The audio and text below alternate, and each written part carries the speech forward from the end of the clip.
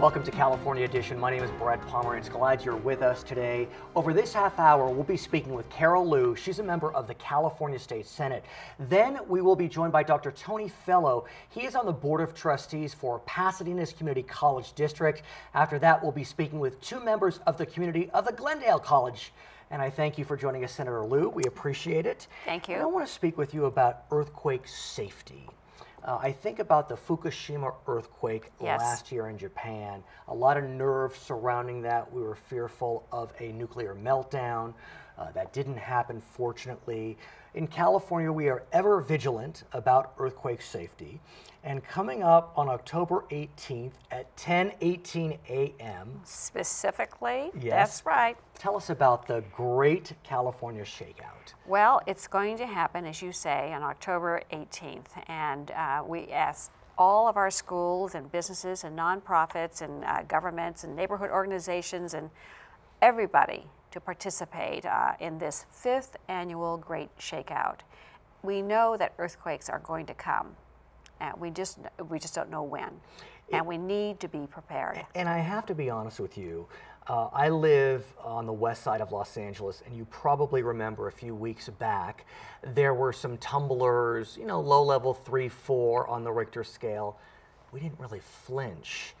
And I say that because that's not a good thing. I mean, we really have become somewhat immune to the possibility of a severe earthquake. We have. Yes, I agree with you. And so talk to us about why it's important that we take heed and participate in events like this, because I'm guilty. I'm a guilty party. Well, you know, practice makes perfect, right? And you just need to be prepared and not get hysterical, and you need to be ready to be by yourself for 72 hours, for 3 days, because no one's going to come and help you. And that's interesting as well, because we've heard about the necessity to obtain and maintain earthquake kits for 3 days, like you say. Right. How many of us honestly have those? I don't know the numbers, but you know, it's worrisome. And I think, for example, that I have one, thank God for my wife, but who knows if the food is fresh. Right. You're supposed to have water, I think, for a week. I mean, water can spoil. This is. It is right. So we just need to make everybody conscious, and and provide themselves with the ability to be self-sustaining for just 3 days. Maybe longer. And there's all kinds of information available, but this is every once in a while we do this practice. We just need to be reminded. And it's very important that we all participate. But here's my concern. I didn't know about this until you told me. And it's not that far around the corner. It's not. And so what I'm wondering is, has the word gotten out that this is going on? Because, I mean, I really believe in the depth of my core that we need to focus on this. I actually was on vacation recently and met an American family who lives in Japan. And their daughters were at school during the Fukushima earthquake. Oh my goodness. I mean, wow. Wow. Wow. Really nerve-wracking, but you know what? They were prepared. I mean, those schools knew what to do. Right. And so it's really, again, this is for all of us. We don't want to be caught unawares. Right. And so it's really important that we pay much attention to what is going on, and if we can participate, do participate, because it's just a reminder that this is going to happen sometime, and you just need to be prepared. And how, if you can offer any advice, how do we speak to our children about the Great California Shakeout, about earthquake safety, because it is scary. It's anxiety inducing. I mean, I've never taught little kids. Right, you're a teacher, aren't you? I'm a teacher, but I've never taught little kids. And so I'm sure that this is going to happen in school for Great Shakeout. So I hope the instructors are doing age-appropriate information to these children. What grades did you teach? I forget. At high school. But even high school students Well, I know, but at least you can articulate to a high school student about what's going on, but little kids take things differently. They do. They do. I do want to ask you about earthquake safety, and I'm not sure if you're following this, but as you know, the San Onofre nuclear plant in northern San Diego County is offline. Yes. Maybe that's a good thing if an earthquake hits, but it's offline because there was some leakage of nuclear materials. You know, in our state we have San Onofre and we have Diablo Canyon. Now, Right. Diablo Canyon in San Luis Obispo County, no suggestions there are problems, Right. but how are we doing in terms of nuclear safety, if you know? Well, I don't know particularly, but I do know that there are two of them in San Onofre, Right. and one of them is going to, I think Edison is trying to get that one back online. We don't know about the third, I don't know what you call them, but anyways. Dome or whatever right, it is, right. And so that is an issue. And, but they're offline now in order to be corrected and to be safe. And we also know that over the last 2 or 3 years, there have been efforts to put a water bond on the ballot. Yes. And part of the reason we wanted that water bond, not only for water delivery, but as I understand it, to shore up the safety of the water delivery system. Because Absolutely. if there's an earthquake in Central or Northern California, 25 million Californians have no water. Correct. And so there will be no water bond on the ballot in November of 2012. No. That was pulled. So is that a concern that we should have, that we keep postponing? I mean, look what happened in New Orleans, you know, with Hurricane Katrina. Right. We're I know we're going places you didn't expect, well, but I do know, want but to. you know, but the water issue is coming back soon, and it's very much on our governor's mind. And yes, that water conveyance and making sure that everybody has water delivery Right. is really important. And we've been meeting, in fact, with our local water districts to find out about their water supply and you know, ranging from water supply to contamination to Right. all kinds of these kinds of issues, and whether or not there's a consortium of these folks getting themselves together to talk about these issues, to prepare not only for emergencies but for, you know, just natural droughts or whatever. And well, we think about what happened in the rest of the country. We Right. had significant drought. Right. It's funny, in connection with the water bond and its pushing it off into the future, we started to hear those two words, peripheral canal. Oh, yes. Which is a completely separate matter Yes. from the water bond.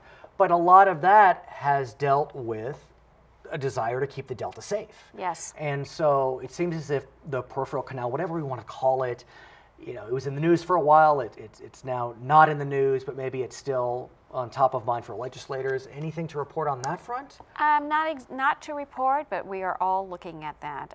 There's been some proposals presented, and the governor is going to be supporting one in particular. We want to look at it very carefully because it does mean more money, and maybe it'll be part of a water bond.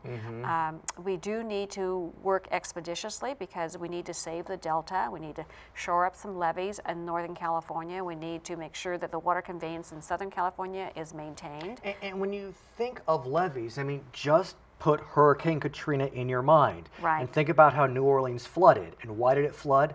The levees broke. Right. It's that simple. Very simple. Have you been up north, in Northern California, to I see have those levees? I have. They're actually majestic. Yes. They are majestic. Right. But you know.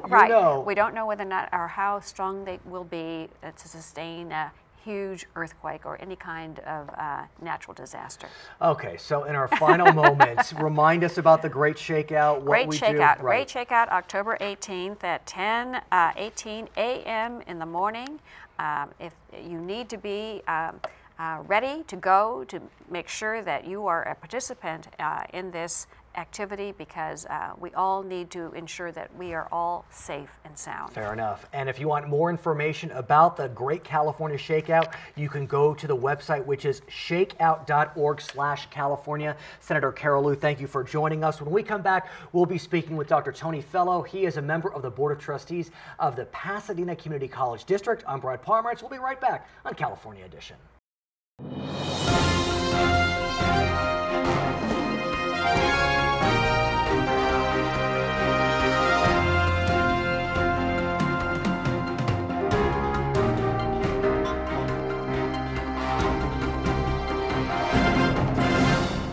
Welcome back to California Edition. My name is Brad Pomerance. I'm so glad you're still with us. Our guest is Dr. Tony Fellow. He is a member of the Pasadena Community College District. He's a trustee, also a professor at Cal State Fullerton. That's another conversation.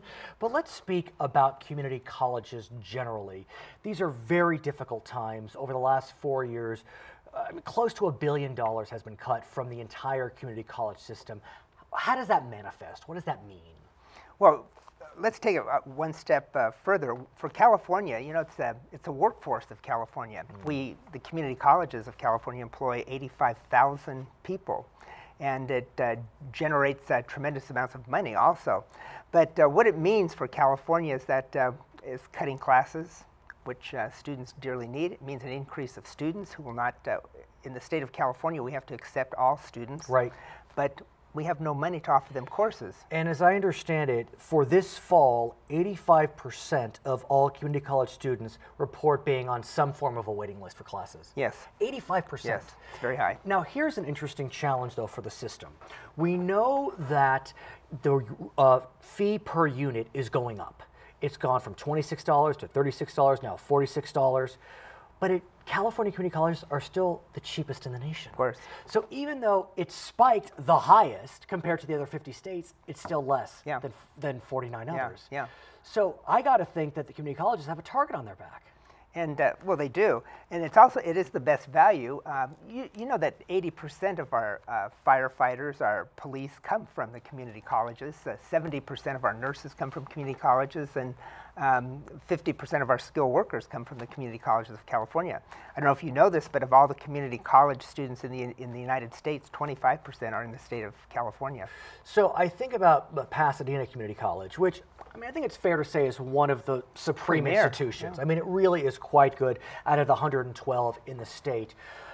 But some of your sister institutions are really suffering. I think of Cuesta College, which actually is a very good institution in San Luis Obispo, but they've had a change in leadership over the last few years. They are under, it's called show cause. San Francisco Community College, the largest in the system, they are now under show cause. I think it's College of the Redwoods, is that right? In Humboldt County, they're under show cause, which means they could be shut down. Yeah, and we did shut down, or they did shut down Compton. Right. You know.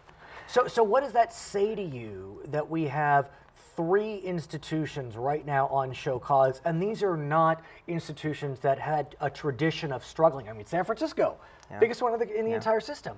Well, what it means is that you have to have people, a president who's a leader. You have to have administrators who know finance. What happened at San Francisco State is that they hired too many people. They gave them too big of raises, and it just ate up their budget. And it's not managed correctly. The class schedules are not according to how they should be arranged, and they ran into trouble. So I want to talk more about funding formulas, because as you know, on the ballot this fall will be 2 initiatives dealing with taxes. Prop 30 will increase sales tax by 1/4 cent for 4 years, increase tax on the wealthy for 7 years. Prop 38 increases income taxes on all, but through a sliding scale, 0.4% to 2.2%. Let's focus on Prop 30 to start. That is the governor's tax initiative. From what I know, if Prop 30 does not pass, the funding cuts to K-14, which includes community colleges, will be very significant. $5,325,000,000. And that's right. And so what do you make of that? I mean, is it time that we just have to tighten our belts and cut, or do we need to really look at whether a tax increase is appropriate? Well, you were talking about community colleges before. We have a very astute president and administrators at PCC, and our budget, which is $109 million for the 2012-2013 academic year, we didn't include the passage of Prop 30 because we don't believe 38 is going to go anywhere. And so we have a balanced budget, and we're not going to be able to lay off. So if we get this extra money, if Proposition 30 or 38 is not going to affect education at all. But if 30 passes, 13 and 14 education. We'll put the $6 million, which we expect to receive, into our summer programs, which have been cut. Well, yeah, it's interesting because I understand that institutions, including Santa Monica College, have been looking at cutting summer programs. Winter programs are being cut. Winter programs have been cut. But to be very frank with you, there's been a great decline both in summer and particularly winter. And what we're going to be doing at PCC, we're going to institute a tri-semester. And we're going to move those winter classes, winter session classes, to the spring semester, so the students will have more classes. It's going to work out much better. Go back to Santa Monica College, because they floated a plan last spring, which was, some would say very innovative, some would say is class warfare, but I want to get a sense from you, not only as a trustee, but as someone who works in higher education, as a professor. And that plan was to charge students, if they so could, for in-demand classes. Instead of charging $46 a unit, $180 a unit. Out-of-state students could pay that. What do you make of that plan? I don't like that plan at all. These are in-state students. What we're trying to do instead with the community colleges, particularly statewide, is first of all, we have regions now. And at PCC, we first accept students who have graduated within our jurisdiction. Right. Others have to go to the state universities or in their jurisdiction. I know Long Beach Community College has a special relationship with Long Beach Unified, for example. Yes. I'm not sure if Pasadena does the same. Yeah, we do. In addition, you know, we have the state has been very good, and we have the Senate Bill 1440, which was passed, and which helps to streamline students into four-year universities from community colleges. But let's talk about that, because I have nieces who are older, and oftentimes as you're entering 10th, 11th, 12th grade, public schools are starting to talk to you about going to community colleges for 2 years and then matriculating to a UC, CSU, whatever it may be, especially since it's cheaper and it's harder to get into the UCs these days, CSUs as well. But the challenge becomes is you can't get your classes at the community colleges. So the 2 years turns into 3.5 years. So what do you do then? Let's face it, Brad, the state of California has not kept its promise to higher education. And you know, Governor Edmund G. Brown, who designed this system, wanted each student to have an education and to have it cheaply. And now the state legislature is passing all of these measures like SB 1440, but they're not giving any more money to the state universities. And how could they promise to accept all of these students when there's no more money? And speaking of state universities, I'd be remiss if I didn't mention a letter that went out recently from the Cal State schools. I know you're a trustee for community colleges, but I must mention this letter because it caused some controversy. I'm sure you know what I'm referencing. And what that letter said was to applicants for next year, if Prop 30 does not pass, we will be accepting fewer students. Well, we are now. We Cal State Fullerton, we have closed the doors to transfer students in the spring, except for certain transfer students. Which is pretty remarkable, given that Cal State Fullerton is one of the premier Cal States in the system. So if you have one of the premier schools rejecting students out of hand, not even looking at their credentials, it can get a bit dicey. But I ask you, sir, though, are these scare tactics? No, it's very real. There's no money right now. And what's going to have to happen is that the state universities, particularly deans, are going to have to go out and be fundraisers as they do with private universities like USC. I want to also ask about the nature and the face and the flavor of community colleges, because what we've seen now through reform proposals, now there's a priority registration plan that will go into place in 2014, where there's a real preference being given to students who clearly are heading towards transfer or heading toward a terminal degree at a community college. I mean, what about those of us that want to take ceramics or learn Spanish? Yeah, I have a problem with that too. You're absolutely correct. The top students are going to be matriculated through the system quicker. They're going to get their classes. They have first priorities. But as far as adult education courses, because I go to PCC and I pay $109 for my Italian classes, in advanced Italian. If I was taking those courses at UCLA, it would be $585. But are you going to be able to continue to take those classes? At PCC, we're trying to be all things, but I think that's going to shrink. But I think adults like you and me, we can afford to pay more, and we should be. Well, I don't mind paying more necessarily, but will I even be given that option? Who knows what the future is going to bring. Right now, we're trying to accommodate everyone, especially because senior citizens love to go back and take these courses. His name is Tony Fellow. He is a trustee at Pasadena Community College. When we come back, we'll be speaking with two representatives from Glendale Community College. I'm Brad Pomerance. We'll be right back.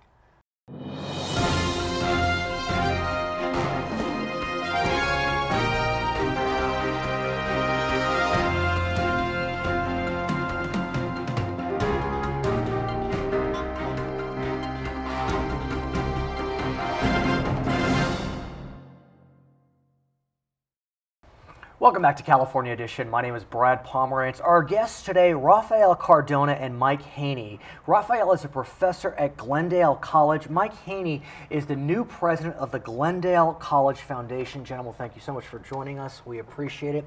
Mike, I want to start with you as we talk about challenges facing community colleges and ask, why are you now the president of this foundation? You went to GCC. You ultimately graduated from USC.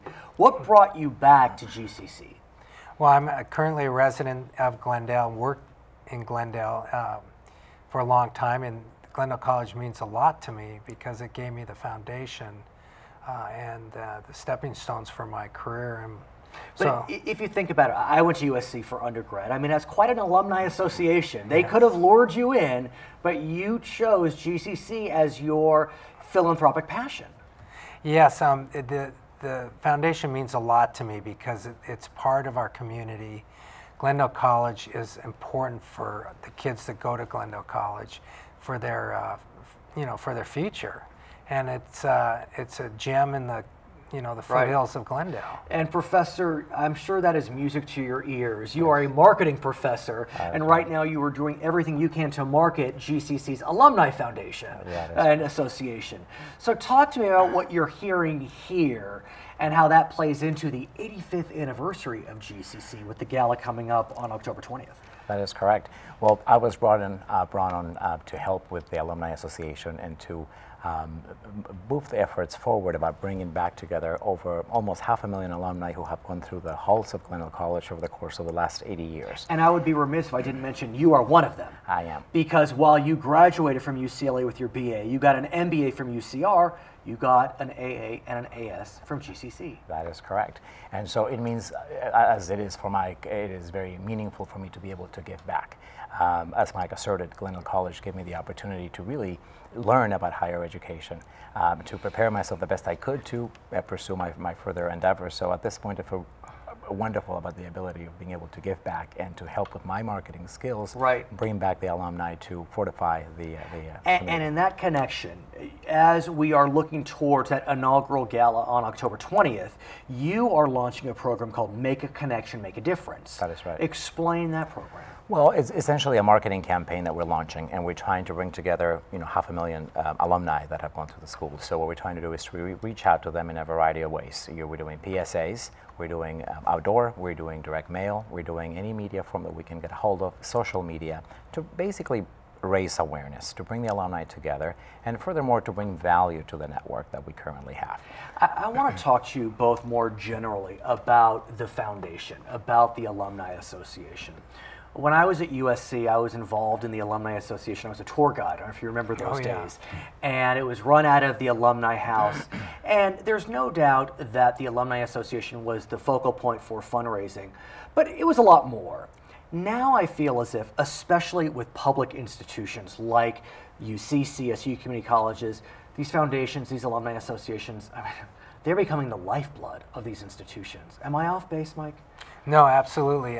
It's really important, how, like, for instance, the private universities have a big alumni association. And so we're trying to develop that relationship with our alumni and the community that went to Glendale College that, meant a lot to them for their first 2 years of higher education.